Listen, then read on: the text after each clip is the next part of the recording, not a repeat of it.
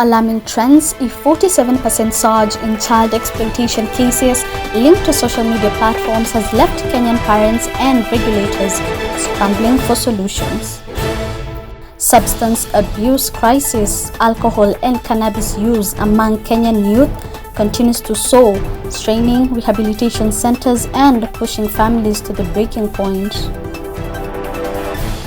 And democracy under threat as abductions and police brutality continues to rise. Fear grows that Kenya's democracy is slipping into authoritarianism. Meanwhile, women in war zones, from Gaza to Sudan to the Democratic Republic of Congo, women and girls face atrocities with little global response. When will justice prevail? We are live from Prime Brief Newsroom. My name is Samira Mohammed and we welcome you to our premiere episode of Prime Brief Newsreel. Thank you so much for joining us, whether you're tuning in from Kenya or across the globe. This is your 30 minutes dose of truth, stories that matter, and voices that won't be silenced.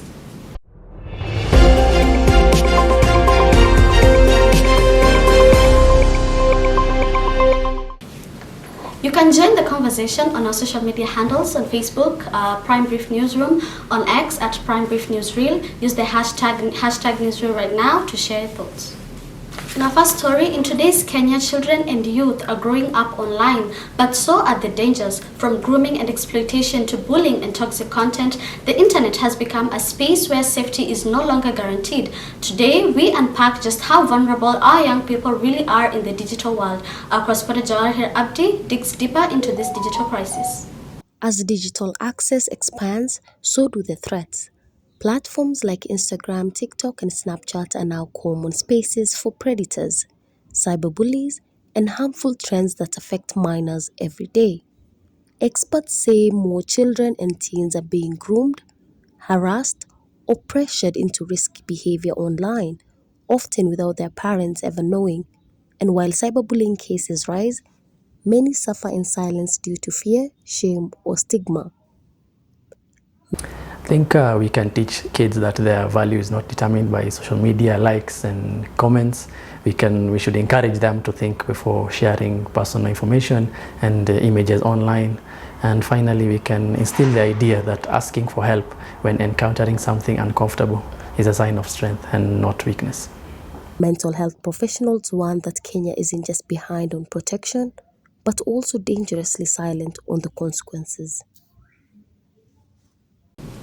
Joining me now is our correspondent Jawahir Abdi, who's been looking into just how unsafe the digital world has become for our children and youth. Jawahir, what stood out most in your findings? Samira, it's how they are. We're seeing more grooming, more exploitation, and a growing number of cases where adults, not just peers, are behind it. Predators posing as teens, influencers pushing harmful trends, and a little to no safeguard in place. And it's clearly affecting the mental health of this individual as well. Yes, absolutely, Samira. Anxiety, withdrawal, even suicide in extreme cases. But there's still a culture of silence. Many young people feel they can't speak out or they won't be believed if they do. So where's the failure? Is it at home, in schools, or even within the law? Parents aren't digitally literate. Schools don't prioritize online safety, and our laws are way behind the reality. Tech companies aren't stepping up either. Jawahir Abdi, back to you in the studios. Well, that is a harsh but important reality. Thank you so much, Jawahir.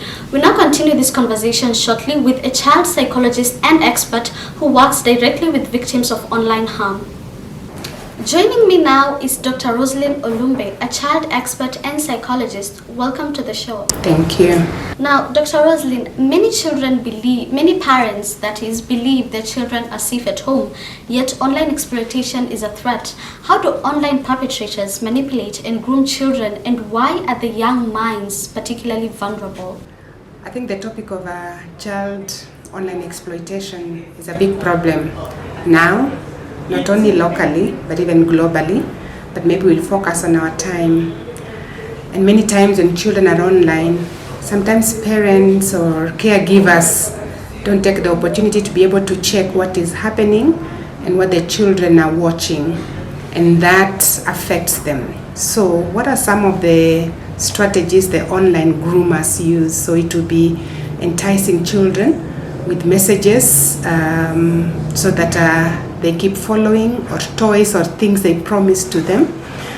And slowly, children don't realize somebody's grooming them, so they respond to the messages without knowing who sent it, or they are attracted to particular sites, and they get to those particular sites, and they don't realize they are being led there by people who have evil intentions. And so when children are not guided and mentioned about the online scammers or groomers, they end up falling victims. And one of the things we need to realize that many times or sometimes online grooming extends to physical. So after they have been enticed and maybe promised what they'll be given, children fall prey to that, and they end up being victims of abuse or exploitation. Yes, and various social media platforms like TikTok, Instagram, and Snapchat expose children to harmful trends, explicit contents, and unrealistic beauty standards. How does this shape their self-esteem and mental well-being? We know with online there is what we call maybe the ideal body shape, the ideal person that should be. So when children, and especially at the teenage stage, which is especially the 8, 11, 12, that's when we are forming identity. They are beginning to understand who they are, and then by the time they get to adolescence, which one theorist has called identity versus role confusion, Erik Erikson, they're at the point of finding out who am I. And who am I sometimes is rated by what the social or the society around them or the people around them make them to be or feel they are supposed to be. So when everybody goes to that ideal body shape, maybe you have to be very slender, maybe it should be it used to be called the Coca-Cola shape and all that. They want to now look, how can I become that particular shape? Now, in the process, sometimes they get into the negative lifestyle, eating habits that are not healthy, lifestyles that are actually expose them to danger. And in the process of seeking for that ideal body shape, if they don't attain that, it affects their esteem. They feel they don't fit. They feel they are not like the others. And that would lead to actually, if I was to go with Erik Erikson, role confusion. Who am I? But if they get to the point of accepting themselves, they get that positive identity and they know, yes, I am great. So based on what their friends will tell them on the social media or outside the social media, it affects their esteem. And sometimes it leads to elements of depression and stress because they feel their bodies do not conform to the standards of what young people want. Well, thank you so much for that, Dr. Rosalind. Now, for our second developing story, drug abuse is no longer hidden in Kenya's back streets. Rather, it is spreading across neighborhoods, schools, and even homes, quietly breaking apart families and future of these young individuals. From Nairobi's crowded estates to the coastal streets of Mombasa, more young people are turning to cheap alcohol, cannabis, and synthetic drugs, seeking an escape and finding a trap. Ziruk Abdi brings us the story. Across Kenya's cities, substance abuse is becoming an everyday reality. Alcohol is cheap and easily available to many young people. Meanwhile, cannabis, locally known as bhang, is smoked openly. In poorer neighborhoods, synthetic drugs like molly and crack are making dangerous inroads, leaving communities scrambling for answers. Families watch helplessly as their sons and daughters slip away, trapped in cycles of addiction. Public rehabilitation centers are too few, underfunded, and overwhelmed. Private treatment facilities, while available, are expensive, costing more than what most Kenyan households can afford. Without intervention, experts warn that the consequences will be devastating. There are bad people, that's the perception, judgmental, like they judge them wrongly. There are aspects of them termed as irresponsible people, There are aspects of them termed as ignorant people. So that is the societal perceptions that is there on the street addicts. Drug abuse among the youth is a growing public health concern in Kenya.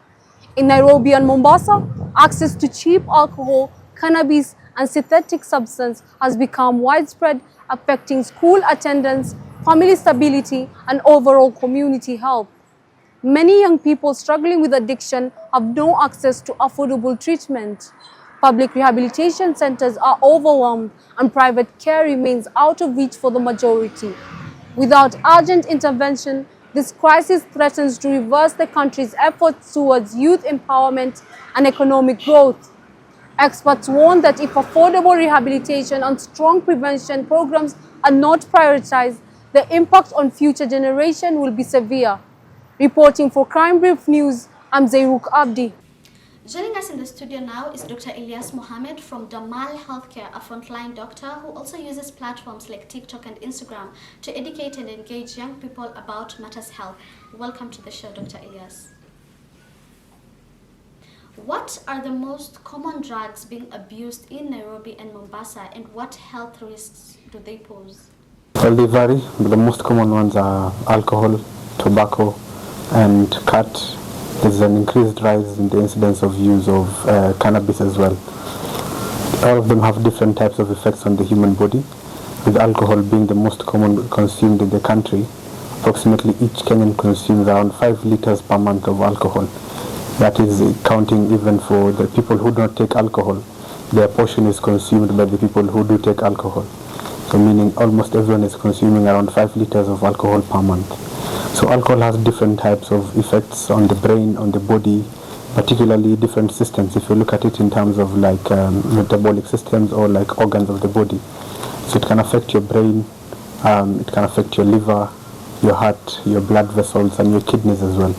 And drugs like tobacco, cannabis, still like something like tobacco affects your blood vessels, putting you at risk for heart attacks. Also affects your lungs, predisposing you to lung cancer, throat cancer as well. And also down the line, it can cause you to lose vital organs like your limbs, your fingers, and so on. Cannabis is another one, and cat as well, mirror, the different types of mirror. Cannabis, most of the time, one drug is a gateway to another drug. Sometimes you find one person using not just one, but a combination of many drugs. So they have a compounding effect. Now, rehabilitation is very expensive, and many young people struggling with addiction can't afford private care. So what other treatment options exist for low-income individuals? Well, the government agencies and mental hospitals that are being set out all over the country. I think almost every county has one mental health unit. Even if it's not a major facility, it's a small unit that can be able to deal with them. But there are different levels of rehab. There's the immediate care, where we manage the life-threatening medical illnesses that come as a result of acute or short use of the drug. Then there's the chronic long-term care, and this is usually involves a multidisciplinary team. It's not only the doctors. It involves the doctors, the nurses, the community around you, and your family, and the people closest to you. And when you say the community, also it involves the people who you used to use the medications or the drugs with, and the people who help you not to stay away from the medication. So because it's a bit expensive, we rely majorly on government care, and you have seen sometimes well-wishers come in, sometimes it's solely based on the government. But the mental health hospitals have been there, and it's a program that is actually going on. It's been launched by the Ministry of Health, and it's something that is assisting a lot of people outside there. Well, thank you so much for that, Dr. Ilyas, for your time and the important work you're doing both in hospitals and in the online communities. Still ahead, is Kenya's democracy slipping away? We take a short break. Stay with us. Simply stunning. The artistry, the cool design, and advanced Nordmende technology. Altogether, irresistibly delicious. Nordmende. Smart living. Welcome back. Our next story raises a critical question for many young Kenyans and everyone in general. Is Kenya still a democratic state, or are we sleepwalking into dictatorship? The June 25th, 2024 protest awakened a generation with young Kenyans flooding the streets to demand accountability and an end to economic oppression through the controversial Financial Bill 2024. But instead of dialogue, they were met with force and bullets. Now, many young people were killed and abducted, while online critics face increasing intimidation. Grieving families still await answers as the space for dissent continues to shrink. Meanwhile, disturbing conversations are gaining momentum within political corridors about the extension of the presidential term limits from 5 to 7 years. Here's more of that from Nasteha Khalif.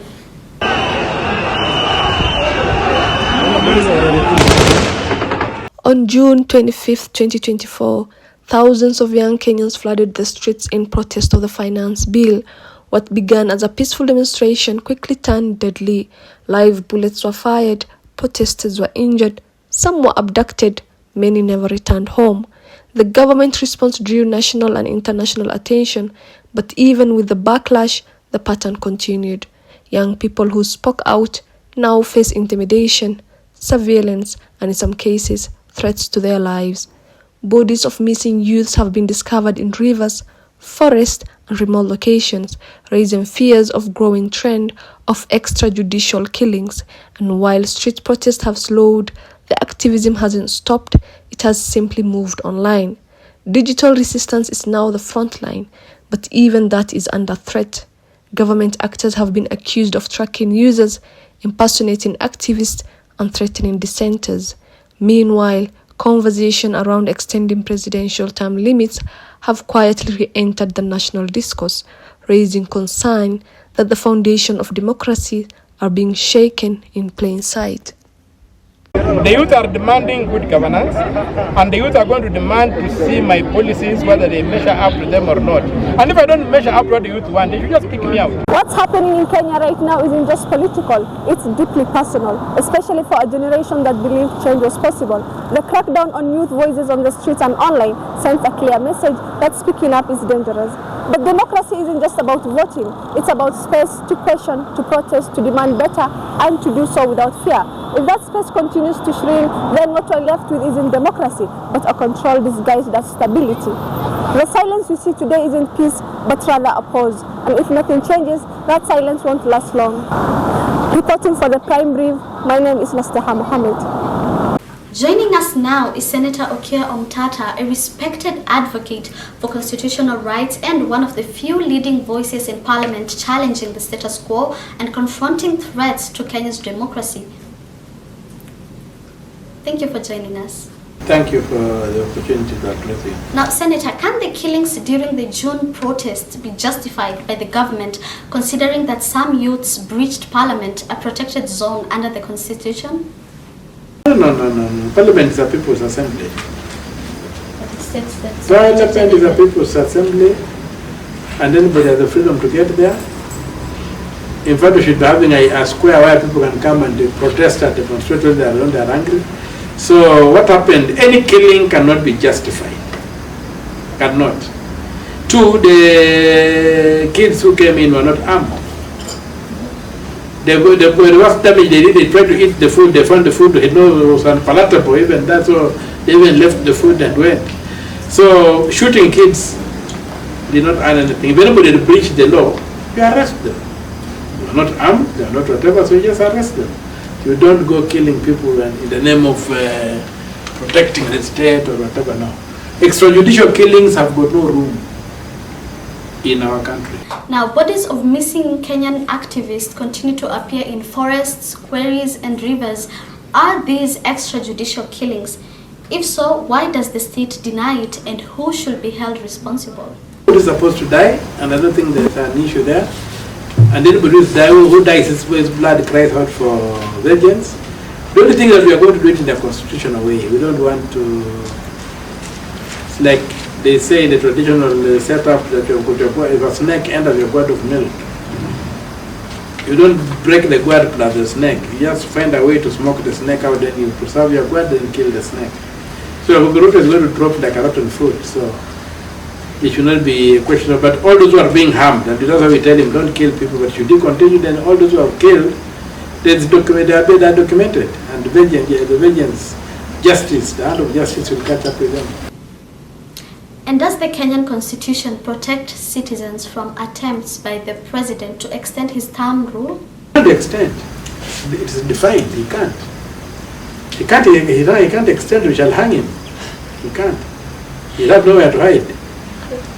So he just have his term and go. Seek a re-election, if he's re-elected, well. If not, he serves one term and goes home. Now, do you believe there will be electoral malpractice in the 2027 elections, considering the current disregard for constitutional laws? And if so, will you fight to defend your win? We are going to deal with it by ensuring that all the elections happen in the constituency as required by the Constitution, and we delete bombers. Once we delete bombers, we delete the rigged machines. And we are not waiting for anybody to give us power. We are going to smash it. In the Constitution, we are guardian angels of the Constitution. We guard the Constitution. And so we are making sure that the Constitution and nothing else but the Constitution. Well, thank you very much, Senator Mtata, for your time and your continued dedication to fighting for the rights of all Kenyans. Thank you for hosting me. And on to our next story. A woman's body has always been a battlefield, but today's women are not just victims of war. They are victims of politics, impunity, and silence. Across Gaza, Sudan, and the Democratic Republic of Congo, the devastating cost of conflict is being measured in women's and children's lives. While their suffering remains painfully visible, justice stays tragically invisible. In Gaza, starvation has been weaponized against civilians. Meanwhile, in Sudan, rape and human trafficking have become tools of warfare. And in the Democratic Republic of Congo, women aren't merely targeted, they're being burnt alive. Wanza Musembi reports on these unfolding humanitarian crises. Across multiple regions, human rights violations are escalating with little intervention from the international community. In Gaza, the humanitarian situation has worsened dramatically. Israel's decision to block humanitarian aid has left millions without access to food, clean water, or medical supplies. Despite international law clearly prohibiting the use of starvation as a method of warfare, global efforts to hold those responsible accountable have been limited, raising concerns about selective justice and political bias. وكتروا مثل الأمين ديل عملوا لكم شنو؟ قال لنا بس انتوا خرجوا من هنا ده كان قاعد In Sudan, civilians continue to suffer under brutal attacks from the Rapid Support Forces. Accusations of mass rape, human trafficking, and targeted killings by RSF militias have been widely reported. Despite these accusations, Kenya President William Ruto recently met RSF leader Mohamed Hamdan Dagalo, also known as Hemeti, in Nairobi. Meanwhile, in the Democratic Republic of Congo, a horrific attack took place in Goma, where over 100 women were raped and burned alive following a targeted assault on a women's prison. To date, no major prosecutions have been launched, and survivors continue to wait for justice that seems increasingly out of reach. As these events unfold, victims remain trapped between conflict and indifference, while political interests often take precedence over human dignity and the rule of law. It should be fast-tracked as a crime against humanity, but I think also what we need to evaluate is why there was such an act of violence towards women that was easily done in a country such as Congo. And of course, we know Congo has its own challenges, but also why is it that women are easily targeted? And why is it that violence against women is continuously perpetuated? So maybe we also need to see, apart from just having the ICC evaluate or look into the matter just in terms of jurisprudence, we also need to look at why is it that violence against women is something that continues to happen, not just in DRC, but generally in Africa. Even in Kenya, when we've had our own political violence, especially during the 2007 elections. Of course, we have had other elections where we've had women who've been sexually violated.